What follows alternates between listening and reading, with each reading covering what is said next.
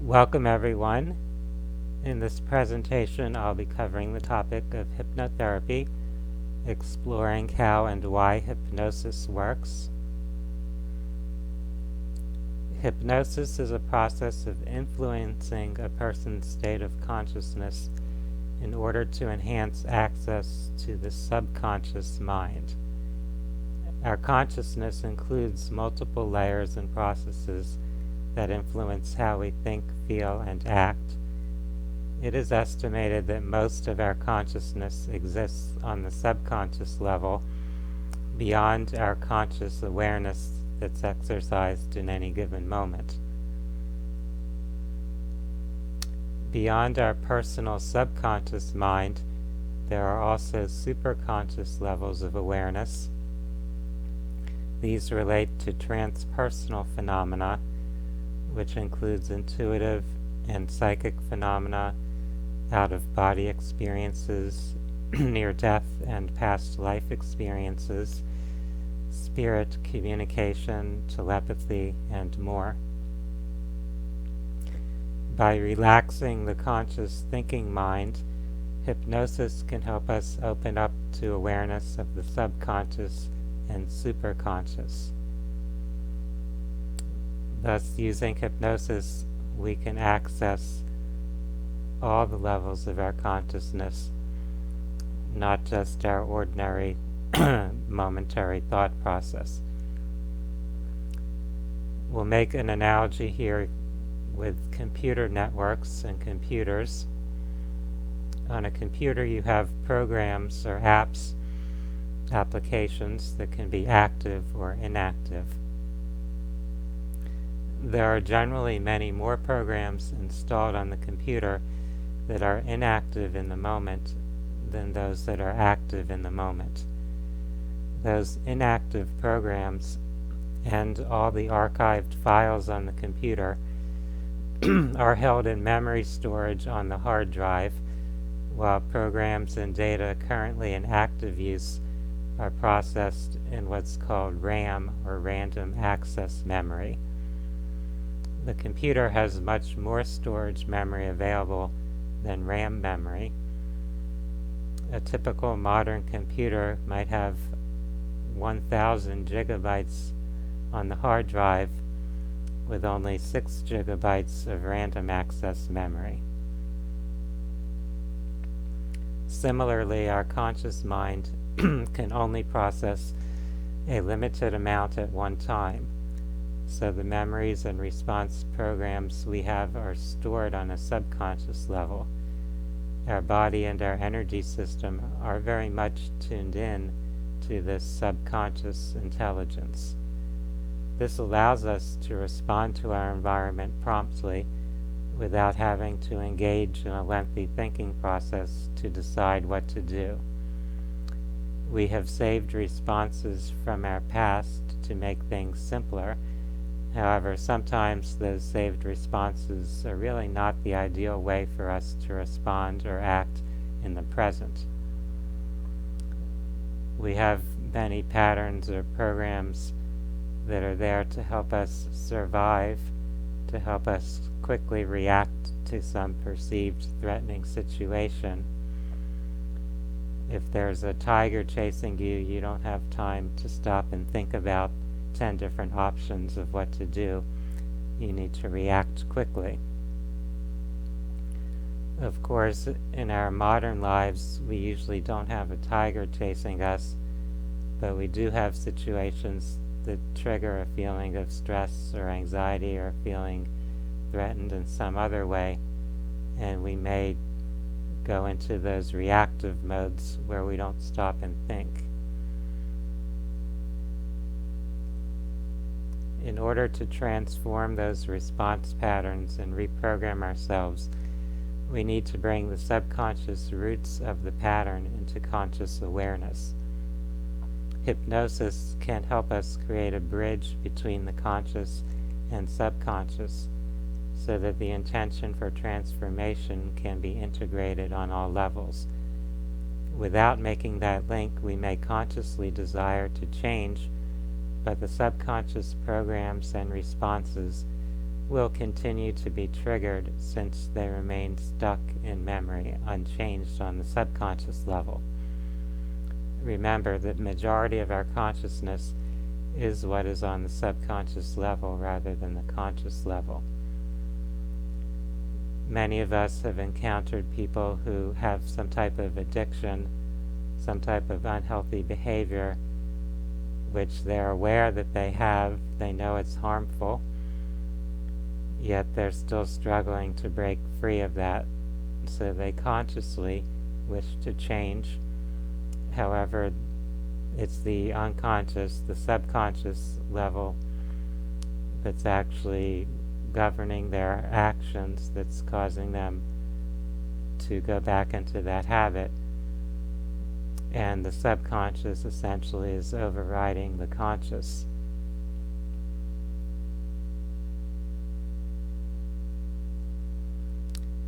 Think of the undesirable patterns and responses like mind viruses, analogous to computer viruses.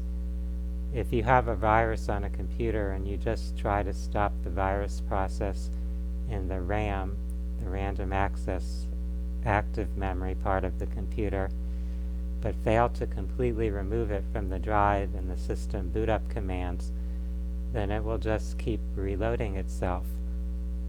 It needs to be removed on both levels so that it doesn't pop out of memory into an active process, and it doesn't reinstall itself into memory from where it has been actively running.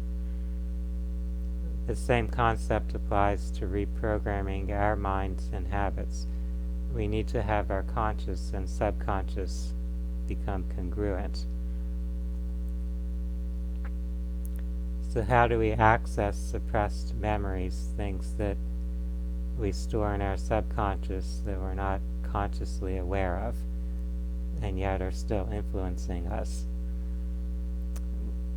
Here are some methods that people have used. There's meditation. Meditation is a way that we can quiet the thinking mind. It helps us release or slow down our thought processes and tap into deeper levels of awareness. There are also somatic therapies. That means therapies that in some way work with the body, with, in some cases, activating cellular memory. So our body, our cells, our tissues and organs, that's all connected to fields of energy and information which hold memory. We can also work with energy healing, things like Reiki and other biofield therapies. As we start to reprogram or repattern our energy field and release any disturbances that are inhibiting or blocking our energy flow, then some of those unconscious trapped memories can start to surface so that they can be processed and released. One of the more direct ways of accessing memories is hypnotherapy, in particular regression therapy, where a person is guided into that hypnotic type of state, and then cues are given to help their subconscious mind locate and access and recover those memories. Another method of accessing memories is shamanic plant medicines, psychedelic types of substances, which in a way remove the veil between our conscious mind and those deeper levels of consciousness using the chemistry of our brain. Another method is breath work. So things like rebirthing, holotropic breath work, other forms of using the breath to bring energy through our body and through our aura to help open up and release things that are kind of stuck in our energy field, stuck in our consciousness. Another method is dream recording and interpretation. There you're making that bridge or connection between what's occurring in the dream state with your ability to consciously decode and analyze that. When we're using a method of reprocessing past traumas, there's kind of a basic protocol, a set of steps we can use to help this process go more smoothly. First, we may cultivate a calm, centered state where you can be the conscious observer, where you're not just caught up in or stuck in the drama or overwhelmed by the emotions. We may access practicing using resources of peace, connecting to some form of spiritual guidance or support. Using those resources, then we can review and reprocess experiences in a manner that reintegrates them in a way where they can be accepted and understood rather than rejected or resisted. We've often heard the statement, "What you resist persists." Metaphysically, it's vital to understand that what we suppress, repress, or dissociate from continues to operate subconsciously and influence us. It can influence our emotional reactions, our body processes, our dreams, our relationships, and more. Thus, reintegrating those memories and experiences in a more conscious and aware manner is vital to our well-being. Hypnotherapy often works by using positive suggestions. It's used to program and reinforce desirable habits and mind patterns. This is based upon the power of suggestion applied when the critical thinking mind is relaxed and not resisting. Using hypnosis with positive affirmations may be more effective than only stating the affirmations in a regular, fully alert state. Skilled hypnotists will design phrases that the mind will most readily accept, using techniques such as beginning with statements and beliefs that are already held to be true.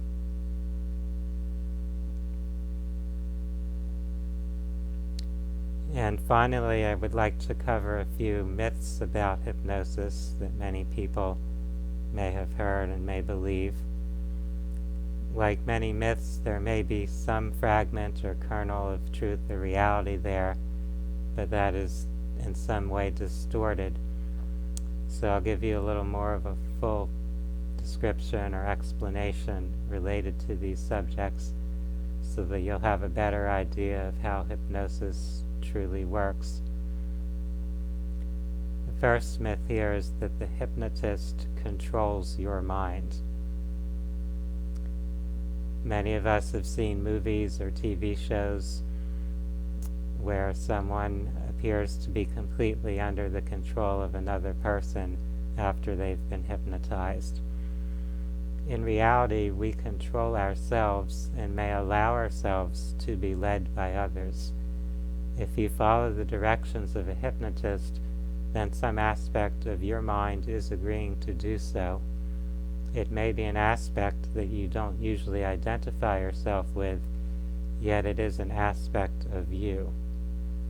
So this is sort of a half-truth, this idea that the hypnotist is controlling a person's mind. That person is ultimately, on some level, choosing to allow themselves to follow along with the commands of the hypnotist. Another common myth is the idea that a person is asleep or fully unconscious when they're hypnotized. You may have seen a hypnotist who uses the trigger phrase sleep to trigger a person to go into that deep hypnotic trance. However, the person is not fully asleep. They're able to hear the therapist or hypnotist who's speaking to them. They're not completely disconnected from this external reality.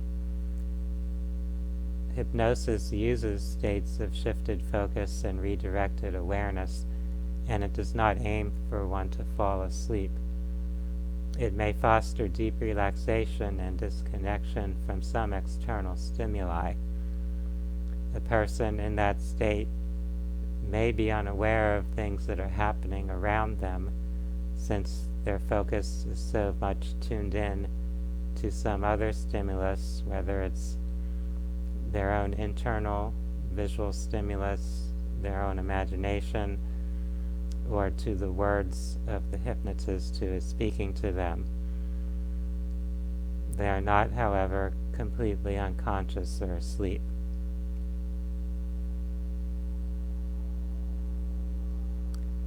There's also a common idea or myth stating that some people can't be hypnotized. The states that are accessed during hypnosis are ones that everyone accesses at times in the normal continuum of consciousness and their focusing of attention. If you can go from being fully awake to fully asleep, and since no one can survive for long without sleep, this means everyone, then you can experience the states that are elicited in hypnosis.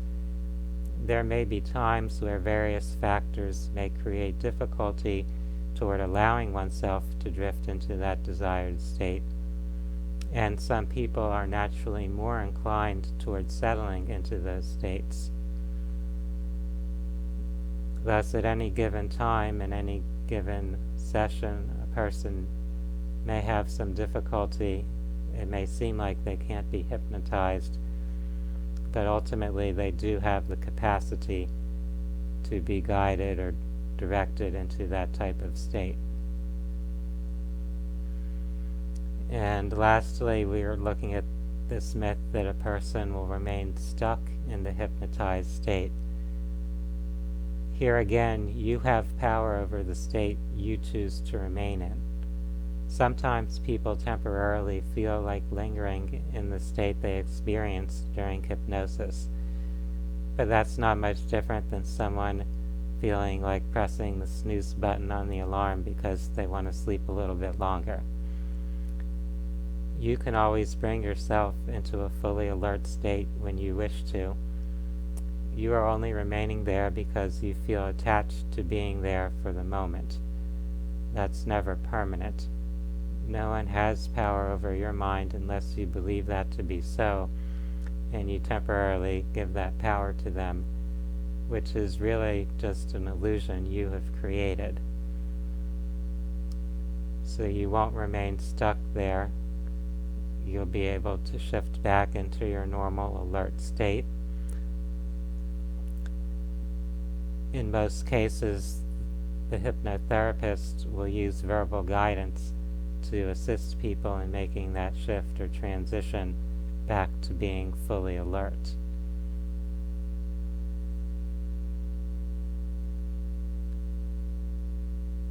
I appreciate each of you for taking your time to view this presentation. For those that would like some more information, some references, and support in regards to hypnotherapy, I invite you to visit my website, phinsights.com. And for now, I would like to wish everyone a wonderful day. Namaste.